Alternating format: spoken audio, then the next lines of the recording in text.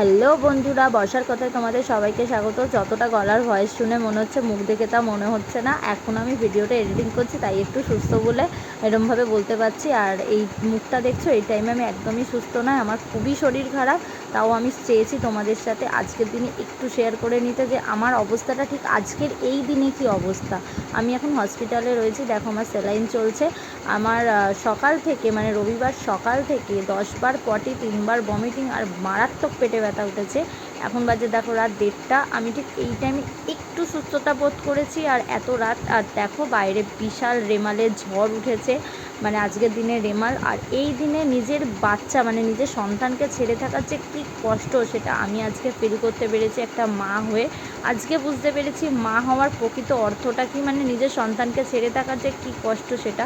আমার সাথে ছিলেন আমার শাশুড়ি মা, মানে আমার দেখাশোনা করার জন্য আমার শাশুড়ি মাই হসপিটালে থাকে। আর আমার মেয়ে ছিল আমার মায়ের কাছে, দিদির কাছে।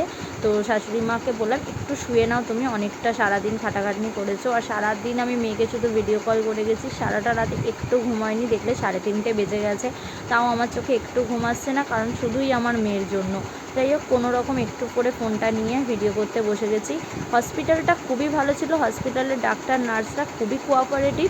আর দেখো আমি এখন সকালবেলা বলেছি, ডাক্তার আমার কাছে চেক আপ করতে এসেছে, আমি বলেছি আমি সুস্থ, আমার আর পটি হয়নি। কিন্তু এটা পুরোটাই মিথ্যে কথা, না বললে আমার ছাড়তো না। আমার মেয়ে সকাল থেকে ওটা খুব কান্নাকাটি করেছে, তাই বলে তারা আমায় ডিসচার্জ দিয়ে দিয়েছে। যারা এই হাওড়া সার্কিটের মধ্যে থাকো তারা বলতেই পারবে এটা কোন হসপিটাল, মানে বাইরের গেট আপটা দেখে আর কি, ভেতরটা নয়।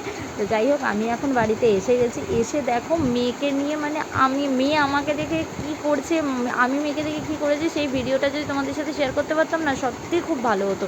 দেখতে পাতে একটা মা মেয়ের মধ্যে, মানে মা মেয়েকে পাওয়া, মেয়ে মাকে পাওয়ার কত একটা আলাদাই আনন্দ। মানে সারাটা রাত মেয়ে না থাকা, আমি মেয়েকে যতটা মিস করেছি, মেয়ে তার থেকে 4 গুণ বেশি মনে হয় আমাকে মিস করেছে। এটাই স্বাভাবিক, ও তো ছোটো, ও তো আর বোঝে না।